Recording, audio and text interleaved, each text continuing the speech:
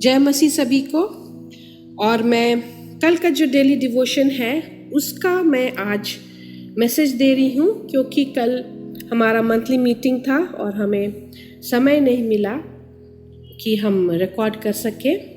तो मैं परमेश्वर को धन्यवाद देती हूँ कि मैं अपने आप को उसी तरह से तैयार करती हूँ सुबह से, लेकिन मैं नोट्स नहीं लिखती हूँ। और जैसे पिता परमेश्वर मेरे से बातें करता है इन वचनों से, इन वर्सेस से, तब वो वचन मेरे को मिलता है। तो कल का था यशाया 40 का 30 और 31। यहाँ पर ऐसे लिखा हुआ है, तरुण तो थकते और श्रमित हो जाते हैं और जवान ठोकर खाकर गिरते हैं, परंतु जो यहोवा की बाट जोते हैं वो नया बल प्राप्त करते जाएंगे। वे उखाओं के समान उड़ेंगे, वे दौड़ेंगे और श्रमित ना होंगे, चलेंगे और थकित ना होंगे। तो ये जो भविष्यवक्ता है, ये सारा उसने किया है भविष्यवाणी। वो जो भी लिखा है उसने ये पिता परमेश्वर का कहा हुआ चीज़ है और उसके मन में भी एक बोझ है। तो हम देखेंगे पुराना नियम में जितने भी प्रॉफिट्स हैं, जितने भी भविष्यवक्ता है और जितने भी पुस्तकें लिखे हुए हैं, जैसे ये आइज़ाया है या इसको हिंदी में यशाया कहते हैं, तो उनसे पिता परमेश्वर कैसे बातें करते थे और फिर उन्होंने किस तरह से लिखा। और ये आज हम मसीह लोग के लिए एक सीखने और समझने का बात है। और परमेश्वर का वचन से ही हमें विश्वास होता है, हम मजबूत होते हैं और हमें ज्ञान बुद्धि मिलता है। और वो सारा चीज़ अगर हम 28 से लेकर के 31 में पढ़ेंगे तो वो बहुत अच्छी तरीक़ा से हमको समझ में आएगा। तो मैं ली हूँ 30-31 का, लेकिन मैं 28 से आप लोगों को बताऊंगी, जिससे आपको और अच्छा में समझ में आएगा। तो यहाँ पर लिखा हुआ है, एक प्रश्न से शुरुआत हुआ है, क्या तुम नहीं जानते, क्या तुमने नहीं सुना? क्या नहीं सुना? चलिए हम लोग भी देखते हैं। यहोवा जो सनातन परमेश्वर और पृथ्वी भर का सृजनहार है। तो यहाँ पर परमेश्वर के बारे में बताया गया है कि वो क्या है? यहोवा जो सनातन है, परमेश्वर और पृथ्वी भर का सृजनहार है।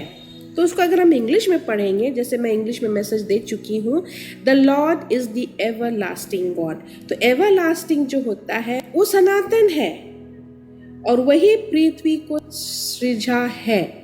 तो जब हम सनातन बोलते हैं, एवरलास्टिंग बोलते हैं कि उसका कभी अंत नहीं होगा, तो परमेश्वर हमारा जिनका अंत नहीं है, इसलिए हम उसको इंग्लिश में कहते हैं he is the alpha the omega. वही शुरुआत है और उसी में अंत है। तो जब उसी में अंत है और उसका अंत बिल्कुल नहीं है, मतलब शुरू से लेकर के अगर हम देखते हैं तो वो सब चीज़ उसी में है ना। जैसे हम कलोशियन का भी हम लोग, कुलूसियों की पत्री में भी हम लोग एक दिन डेली डिवोशन में उसके ऊपर में हम लोग बातें किए थे। तो यहाँ पर बहुत अच्छी तरीक़ा से लिखा हुआ, आप अगर ध्यान से सुनोगे तो आपको समझ में आएगा। पहला चीज़ मैं ये कहना चाहती हूँ कि God is our everlasting God. वो एक सनातन है, वो कभी ख़त्म होने वाला नहीं है, इसीलिए वो हमारा प्रभु है, इसीलिए वो हमारा परमेश्वर है और वो हमारा यहोवा है। तो वो हमारा प्रभु है, वो हमारा पिता है, वो सनातन है। तो अगर हम आगे चल करके हम जो वर्सेस पढ़ेंगे उसमें हम यही देखते हैं कि वो ना थकता है ना श्रमित होता है, उसकी बुद्धि अगमन है। तो यहाँ पर उनके बारे में बताया गया है और उसके बाद अगर हम पढ़ते हैं तो वो हमारे बारे में बताया गया है। तो यहाँ पर हमको बहुत ध्यान से सोचना है और बहुत ध्यान से पढ़ना है कि ये जो प्रॉफिट है वो हमको बता रहा है कि क्या तुम नहीं जानते, क्या तुमने नहीं सुना? क्या कि पिता परमेश्वर हमारा सृजनहार है और वो एक सनातन है, वो कभी ना थकता है ना श्रमित होता है, उसकी बुद्धि अगमन है। तो यहाँ पर हमको समझना है, उसको एक्सेप्ट करना है, उसको जानना है कि हाँ वही हमारे लिए सब चीज़ है और उसको हम इंसानों, हम मानव से कंपेयर बिल्कुल नहीं करना है। फिर हम जाते हैं 29 में, वो थके हुए को बल देता है। क्यों थके हुए को बल देता है? क्योंकि वो खुद नहीं थकता है। जब वो खुद नहीं थकता है तभी ना वो हम थके हुए को बल देता है। लेकिन हम मनुष्य कभी अपने घमंड में रह करके हम सोचते हैं कि, जैसे यहाँ पर हम पढ़े जवानों के बारे में लिखा हुआ है कि तरुण तो थकते हैं, श्रमित हो जाते हैं, और जवान ठोकर खाकर गिरते हैं। तो यहाँ पर बोला गया है कि पिता परमेश्वर ही सब चीज़ है। अगर हम जवानों को देखते हैं तो जवान क्या है?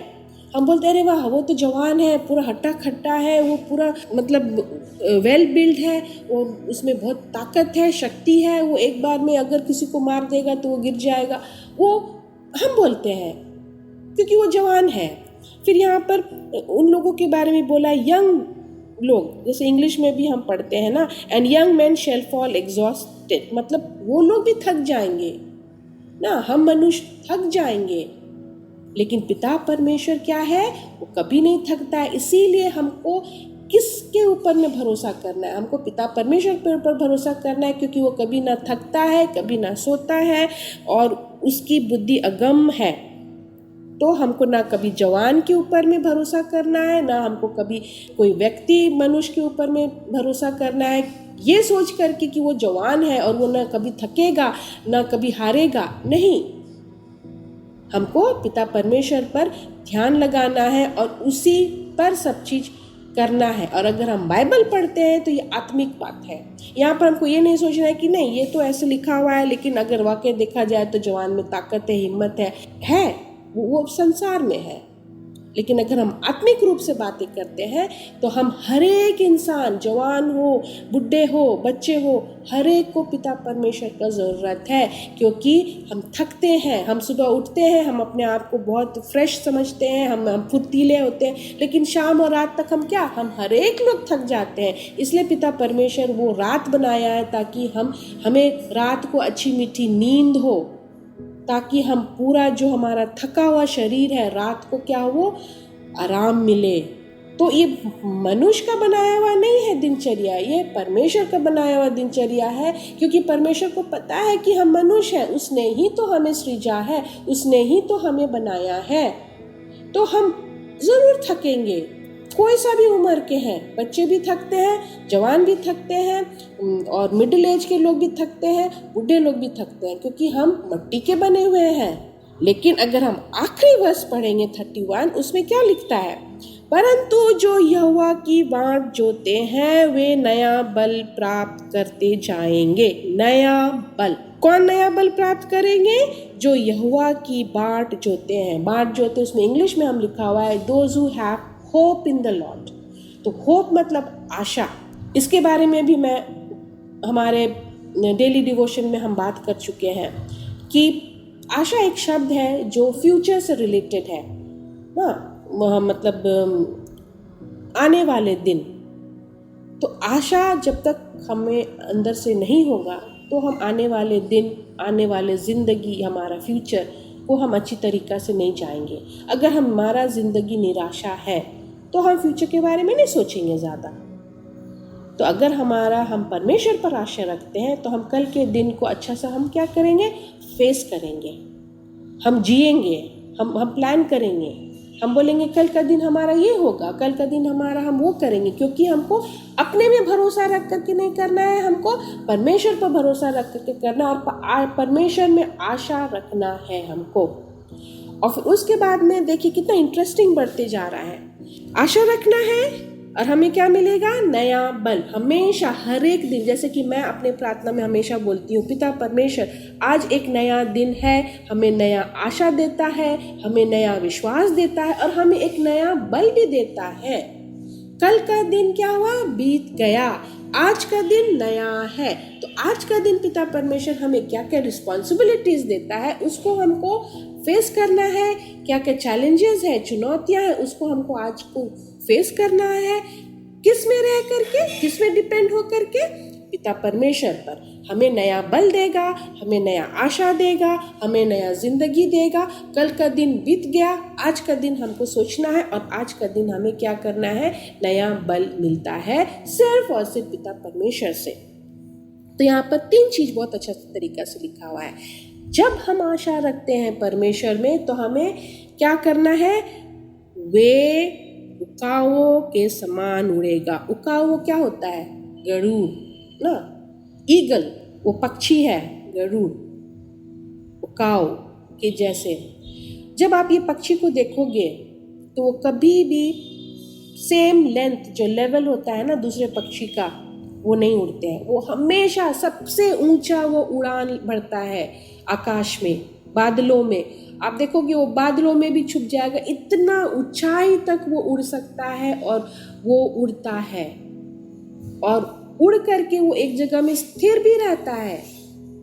तो यहाँ पर क्या बोल रहा है, बाइबल में क्या लिखा हुआ है कि हमको उस पक्षी के जैसे रहना है।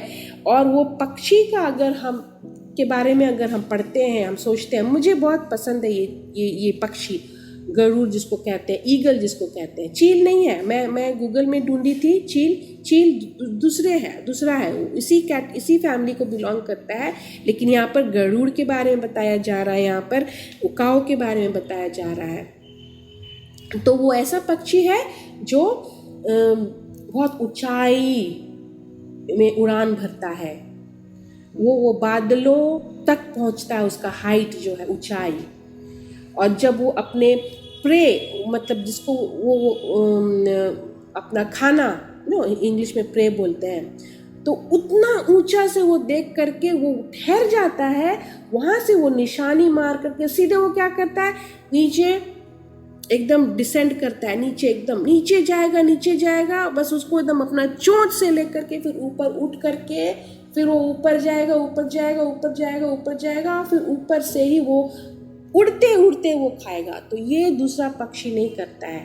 और इस पक्षी के बारे में मैं छोटी थी, मुझे याद है, मैं हॉस्टल में बोर्डिंग में पढ़ती थी। जब मेरे पापा, मुझे याद आया इसलिए मैं बोल रही हूँ, जब मेरे पापा मुझे हॉस्टल से लेने के लिए जाते थे, तो जब हम गाड़ी में, जब मेरे पापा हम लोग जाते थे, तो जब हॉस्टल से मुझे घर ले जाते थे, तो हमारा हॉस्टल ना एक मिलिट्री कैंप के अंदर में था। तो जो इंडियन आर्मी है ना, उनका एक अलग अलग उनका ग्रुप्स होता है। तो गरुड़ एक ग्रुप है उनका, गरुड़। तो उसको देख करके मैं पापा से पूछती थी, तो पापा मुझे ये सारा चीज़ बताते थे कि देखो बेटा, गरुड़ कैसा पक्षी होता है और उसका ये कैरेक्टर्स है। तो मैं अभी तक याद रखी हूँ वो चीज़। और आज जब मैं बाइबल पढ़ती हूँ तो मुझे खुशी लगता है कि मुझे इस पक्षी के बारे में पता है। तो हमें क्या करना है, परमेश्वर क्या कहता है कि हमें इस पक्षी के जैसा उड़ान भरना है और उसी लेवल में रहना है। दूसरे पक्षी के जैसा हमें वो सेम लेंथ, जो थोड़ा सा उड़ते हैं फिर वो नीचे चले जाते हैं, नहीं, ऐसे नहीं होना है हमें। फिर दूसरा चीज़ क्या लिखता है, वे दौड़ेंगे और श्रमित ना होंगे। तो यहाँ पर क्या है, हरिन के जैसे हमको दौड़ना है।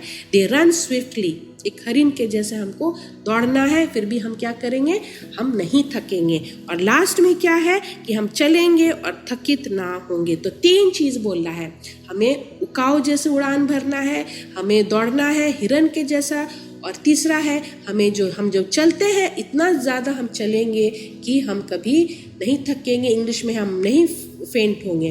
तो ये 3 चीज़ हम कब होगा हमारे साथ में, जब हमें क्या होगा, यहोवा की बाट जोते हैं, मतलब यहोवा पर हम विश्वास करते हैं, तब वे नया बल हमें देगा। तो हमें कोई जवान मनुष्य के पर भरोसा नहीं करना है, क्योंकि वो भी एक दिन थकेंगे। एक कोई भी मनुष्य, कोई भी उम्र के, जैसे यहाँ पर इंग्लिश में यंग मैन लिखा हुआ है, उसके ऊपर भी भरोसा नहीं करना है, क्योंकि वो भी थकता है। लेकिन हमको एक पिता परमेश्वर पर भरोसा करना है, क्योंकि वो एवरलास्टिंग गॉड है, वो कभी ख़त्म होने वाला नहीं है। उसके अंदर में जो अच्छाइयाँ हैं, उसके अंदर में जो इंटेलिजेंस, नॉलेज और विजडम है, वो किसी मनुष्य पर नहीं है। और इसलिए अगर हमको विश्वास करना है, अगर हमको डिपेंड होना है, तो पवित्र आत्मा में हो करके पिता परमेश्वर यीशु मसीह पर हमको विश्वास रखना है। तो आज मैं धन्यवाद देती हूँ। हमारा मैसेज थोड़ा सा लंबा हो गया है, लेकिन मैं सब चीज़ समझा सकी, बुझा सकी, और ये मैं किस तरह से अपने तरीक़ा से सोची हूँ और मैं जानी हूँ, और ये मैसेज मैं आपको बोली हूँ, आपके सामने रखी हूँ। तो आप अपने तक कृपा करके ना रखें, आपको आशीषित आप हुए हैं तो इस मैसेज को ज़रूर आप शेयर करें और आपको परमेश्वर हमेशा क्या करेगा, आपकी ज़िंदगी को सुधारेगा, संभालेगा और आशीषित करेगा। धन्यवाद।